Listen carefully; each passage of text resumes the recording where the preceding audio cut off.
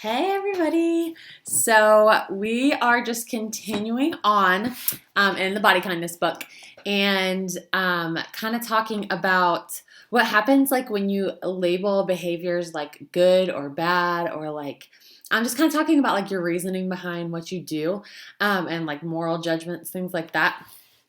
So um, one of the things that she was talking about is, let me see here. Where did we start? Oh, just talking about how like we have this like reverse psychology or like I don't even know what you would call it of like we all do it. Every single one of us have done it. I have done it. You've done it. You know someone who's done it.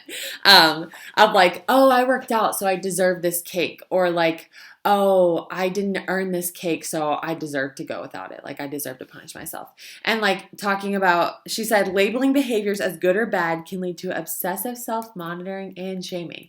And so just because like that just doesn't make sense. Like you shouldn't have to like earn something or not earn something. You should be making choices based on how they make you feel.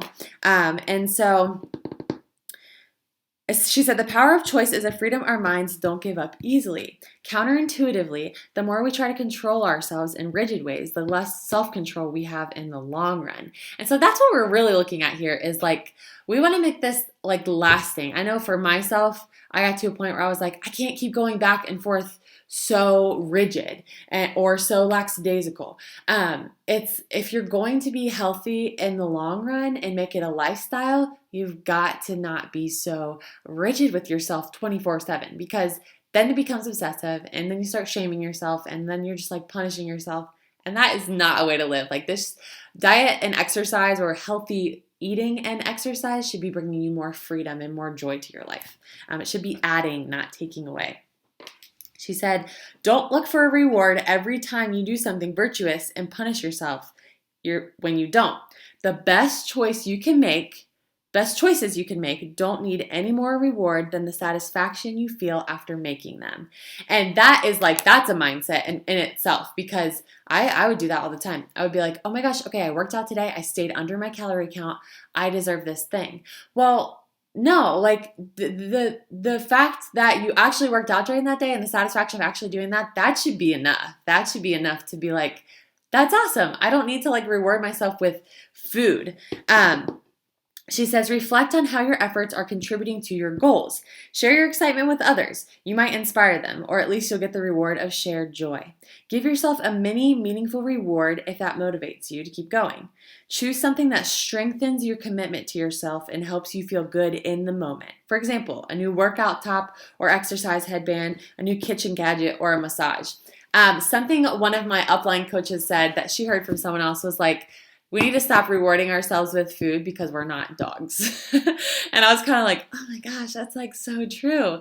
I think it all is in your heart because like I just genuinely love just like tasty food and like cooking. I love cooking. So I will cook something special for myself sometimes because I think the actual act of doing that and giving myself the time and being intentional about making that time to do that is different than like, I worked out. I'm going to go get a blizzard from DQ after this. So, but I think that's awesome. Or like, go get that shirt that you've been looking at for a while. Like you've been working hard. You do deserve a mini reward, but don't let it be like you had to, earn it. I hope this is making sense. But that's just like so important, so important. So because healthy looks different for everybody. You may have someone who runs marathons, but you're kind of more of a like, a turbo with like dancing and stuff like that kind of girl. And there's nothing wrong with that because healthy looks different on every person. And like I said in my last video, it's all about making small, smart choices that are going to benefit you in the long run. And just looking at like a year from now or like a couple months from now, how's that going to benefit you or not benefit you? And if you do reward yourself for those choices, make sure it's going towards your goal and not like counteracting the goal that you're trying to reach. So, you guys, I have been seeing your sweaty selfies and everybody drinking their shakes. It's so fun. I'm leaving next week for LA, so I'm going to try to be consistent while I'm there. I still plan on working out, so I'm looking forward to doing that. Maybe I'll get a couple of my friends to hop in with me.